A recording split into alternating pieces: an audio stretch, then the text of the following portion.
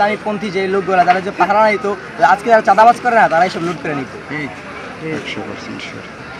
এটা আলহামদুলিল্লাহ আমাদের মানে আমরা খুবই মানে সাকসেসফুল যে আমরা এরকম একটা দৃশ্য জাতির সামনে উদযাপন করতে পারছি যে বাংলাদেশে কথায় কথায় বিশেষ করে দেখবেন আপনি বলে যে বাংলাদেশে বিভিন্ন স্থানে আরে জামাতে ইসলাম তারা কয়টা আসন পাবে, এই ইসলামিক আন্দোলন তারা কয়টা আসন পাবে, খেলাফত মজলিস কয়টা আসন পাবে। আমি তাদেরকে বলতে চাই যে তারা তিন দল যদি একত্রিত হয়ে নির্বাচন করে বাংলাদেশ ইসলাম 3-4 মধ্যে কমপক্ষে 250 আসন পাবে ইনশাআল্লাহ।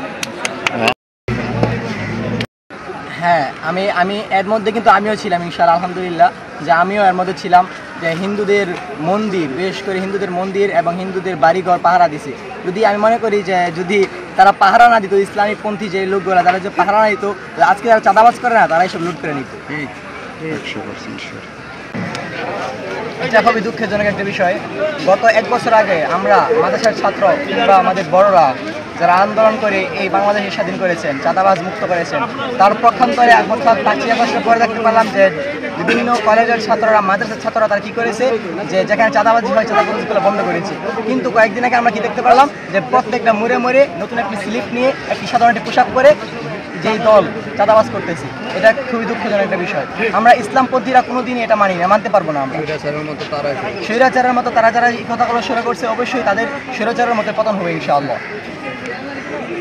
ইনশাআল্লাহ আমি কমপক্ষে আমি না শুধু আপনারা যে আশেপাশের যেই জনসংখ্যা যাদেরকে যারা আসছেন আজকে সমাবেশে এদেরকে জিজ্ঞেস করে যে আমরা 99% গ্যারান্টি দিয়ে বলতে পারি যে 3 দল একত্রিত হবে। তারা একটি সূক্ষ্ম একটা প্রমাণ দেয়। আজকে আমি যখন এই জায়গায় মধ্যে দাঁড়িয়েছিলাম এখান থেকেই তারা ন্যায় নিষ্ঠা প্রতিষ্ঠার লক্ষ্যে তারা কাজ করে যাচ্ছে।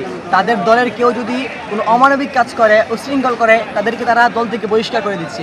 অন্যান্য যে রাজনৈতিক বড় দলগুলো আছে, আপনি বড় দলের কথা বলেন, তারা কিন্তু এই জিনিসটা করে না। অবশ্যই জামায়াতে ইসলাম কিংবা ইসলামিক দলগুলোর মধ্যে এই জিনিসটা আছে যে তারা যদি মানে ব্যতিক্রমধর্মী কাজ করে, ইসলাম বিরোধী কাজ করে কিংবা বিশৃঙ্খলামূলক কাজ করে, এই সকল লোকদেরকে কিন্তু তারা ইসলামী দল থেকে বের করে দিচ্ছে। এই কারণেই আজকে আমাদের যেই সম্মেলন হচ্ছে, এই সম্মেলনের মধ্যে আপনি সুশৃঙ্খল পেয়েছেন যে আপনাদের মিডিয়ার ভাইদেরকে তারা খাবার দিয়েছে এবং আপনাদের যে আশেপাশের যে পুলিশরা এসেছেন যারা গার্ড দিয়েছে তাদেরকে খাবার দিয়েছে। এই কারণে মূলত ইসলাম একটি শান্তির ধর্ম, আর ইসলামিক রাষ্ট্র হলে একটি শান্তির রাষ্ট্র হবে বলে প্রত্যাশা রাখি।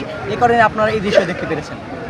দেখেছি যে বাংলাদেশ ইসলামী আন্দোলনের একজন মহানায়ক রেজাউল করিম আবরার অনেক বড় মাপের একজন আলেম, উনি আমার সামনে দিয়ে আসলে আমি উনাকে দেখে অবাক হয়ে গেছি। তার মানে কি তারা অবশ্যই জামাতে ইসলামের একটি সম্মেলনে ইসলামী আন্দোলনের একজন বড় নেতা আসছে, একজন না কয়েকজনই আসছে, খেলাফত মজলিসের নেতা আসছে এবং ডক্টর শফিকুর রহমান, আল্লামা মামুনুল হক এবং রেজাউল করিম, ফয়জুল করিম, তারা যে একসঙ্গে মিটিং মিছিল করে, তারা একসঙ্গে কথা বলে, একসঙ্গে আলোচনা করে, এই সকল বার্তার মধ্যে আমরা আভাস পাচ্ছি যে আগামী যে নির্বাচন আছে সেই 3 দল একত্রিত হবে আর একত্রিত হয়ে তারা নির্বাচন করবে ইনশাআল্লাহ।